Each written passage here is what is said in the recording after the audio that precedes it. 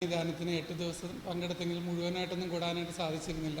വേറെ ജോലികളൊക്കെ ആയിട്ട് അങ്ങനെ പോകുമായിരുന്നു.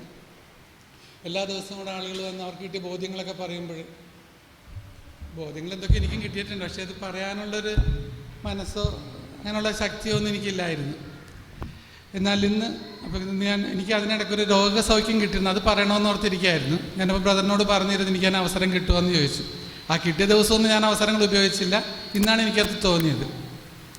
പക്ഷെ ഇന്ന് ഈ സുവിശേഷം വായിച്ചപ്പോൾ ഇത്ര ദിവസം ബ്രദർ എടുത്ത ക്ലാസ്സിൻ്റെ ഒരു ആകെത്തുകയാണ് ആ സുവിശേഷം എന്ന് എനിക്ക് തോന്നിയത്. എല്ലാവർക്കും സംശയമായിരുന്നു, യേശു എല്ലാം ക്ഷമിക്കുന്നവനാണോ? പക്ഷെ നമ്മൾ എന്ത് തെറ്റ് ചെയ്താലും ക്ഷമിക്കുമോ? നമുക്ക് സ്വർഗം കിട്ടുമോ? എന്താണ് കൃപ?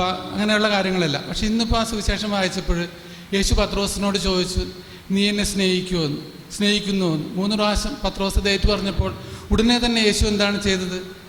യേശു പത്രോസിനെ തൻ്റെ കുഞ്ഞാടുകളെ മേയിക്കാനായിട്ട് ഈ സഭയുടെ തലവനായിട്ട് നിയമിച്ച് 1 ദിവസത്തോ 2 ദിവസത്തോ ഒക്കെ അല്ല, യുഗാന്ത്യം വരെയുമാണ് ആ സിംഹാസനം യേശു സ്ഥാപിച്ചത്. അതിൻ്റെ തലവനായിട്ടാണ് പത്രോസിനെ യേശു അവരോധിച്ചത്. അത് ഒരു 3 പ്രാവശ്യം തന്നെ ഞാൻ സ്നേഹിക്കുന്നു എന്ന് മാത്രമേ പറഞ്ഞുള്ളൂ. അപ്പോൾ 2 ദിവസം പുറകിലേക്ക് നമ്മളൊന്ന് പോയി കഴിഞ്ഞാൽ ആ പത്രോസിനെ നമുക്ക് കാണാം 3 പ്രാവശ്യം യേശുവിനെ തള്ളിപ്പറയുന്നു. ആ യേശുവിനെ തള്ളിപ്പറഞ്ഞ് യേശുവിൽ നിന്ന് അകന്നുപോയ പത്രോസിനോട് ഒന്ന് സ്നേഹിക്കുന്നു എന്ന് പറഞ്ഞപ്പോഴേക്കും യേശുനാഥൻ ആ സഭയുടെ തലവനാക്കിയത്. ആ പത്രോസിനെ എങ്ങനെയാണ് നമുക്കൊന്ന് നോക്കാം. യേശുനാഥൻ പത്രോസിനോട് പറഞ്ഞിരുന്നു, നീ എന്നെ 3 പ്രാവശ്യം തള്ളിപ്പറയുമെന്ന്. എന്നിട്ട് പോലും അതും ഓർക്കാതെ പോലും, നമ്മളാണെങ്കിലും ഒരു ആശയമുണ്ട്, അന്നന്ന് കാണട്ടെ എന്ന് വിചാരിച്ചെങ്കിലും 1 പ്രാവശ്യമെങ്കിലും തള്ളിപ്പറയാതിരിക്കാൻ നോക്കും. അതെല്ലാം മറന്ന് 3 പ്രാവശ്യം യേശുവിനെ തള്ളിപ്പറഞ്ഞു. അതെങ്ങനെയാണ് ആ പത്രോസ് 3 വർഷം യേശുനാഥൻ കൂടെ കൊണ്ട് നടന്ന് എല്ലാ അത്ഭുതങ്ങളും കാണിച്ചു. കടലിന് മീതെ നടത്തി, കുരുടിന് സൗഖ്യം നൽകുന്നത് കാണിച്ച്, മുടന്തിന് സൗഖ്യം നൽകുന്നത് കാണിച്ചു, മരിച്ചവർ ഉയർപ്പിക്കുന്നത് കാണിച്ചു.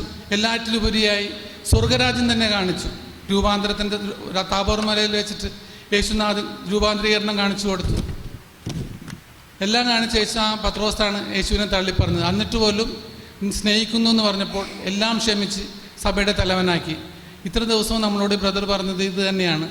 ദൈവത്തെ നമ്മൾ സ്നേഹിച്ചാൽ, വിശ്വസിച്ചാൽ എല്ലാം മറന്ന് നമുക്ക് സ്വർഗരാജ്യം തരും. ആ ഒരു ബോധ്യം തന്നതിനോർത്ത് ദൈവത്തിന് നന്ദി പറയുന്നു. പിന്നൊരു കാര്യം കൂടി ഉണ്ട്. ഞാനിവിടെ വരുമ്പോൾ എൻ്റെ കൈക്കൊരു പ്രശ്നമുണ്ടായിരുന്നു. ഈ കൈ ഇങ്ങനെ മടങ്ങിയാൽ ഇന്ന് വരാൻ ബുദ്ധിമുട്ടായിരുന്നു. ഇങ്ങനെ ഒടിഞ്ഞൊടിഞ്ഞ് പോകുന്ന പോലത്തെ ഒരു ഫീലിംഗ് ആയിരുന്നു. അപ്പോൾ ഞാൻ മകനോട് കാണിച്ചു. മകനൊരു ഓർത്തോപീഡിക്സിന് പഠിക്കുന്നതാണ്. അവൻ കാണിച്ചപ്പോൾ അവൻ പറഞ്ഞു സർജറി ചെയ്യണമെന്ന്. അപ്പോൾ ഞാൻ പറഞ്ഞു സാരമില്ല, സർജറി ഒന്നും വേണ്ട, ഈശോ മാറ്റിത്തരും. പിന്നെ ഈശോനോട് പറഞ്ഞ് വലിയ കുഴപ്പമൊന്നുമില്ലാണ്ടിരുന്നു, അത് വേദനയൊക്കെ ഞാൻ സഹിച്ചോളൂ, എനിക്ക് എഴുതാനൊക്കെ പറ്റാൽ മതി എന്ന് പറഞ്ഞങ്ങനെ ഇരിക്കുകയായിരുന്നു. ഞാൻ പിന്നെ അത് മറന്നുപോയി. ഇവിടെ ആദ്യത്തെ ദിവസം ഞായറാഴ്ച ബ്രദർ ആളുകളെ വിളിച്ച് സൗഖ്യം നൽകുന്ന പ്രാർത്ഥന നടത്തിക്കൊണ്ടിരിക്കുമ്പോൾ പെട്ടെന്ന് എനിക്ക് നല്ലോണം കൈയൊക്കെ കൊട്ടാൻ പറ്റുന്നു. അപ്പോഴാണ് ഞാൻ ഓർത്ത് എനിക്ക് സൗഖ്യം കിട്ടിയല്ലാന്ന്. അപ്പോൾ ഒന്ന് പറയണമെന്ന് ഓർത്തപ്പോൾ എൻ്റെ സംശയം ശരിയാണ്, 2 ദിവസം കൂടി നോക്കട്ടെ, വീട്ടിൽ പോയി ഒന്ന് നോക്കട്ടെ എന്നൊക്കെ പറഞ്ഞു. പക്ഷേ ഈ ദിവസങ്ങളിൽ എനിക്കൊന്നും ആ പ്രശ്നം ഉണ്ടായില്ല. പൂർണ്ണമായിട്ട് ഈശോ എനിക്ക് സൗഖ്യം തന്ന് അതിന് ഞാൻ ഈശോയ്ക്ക് നന്ദി പറയുന്നു. ഈശോയെ സ്തുതി.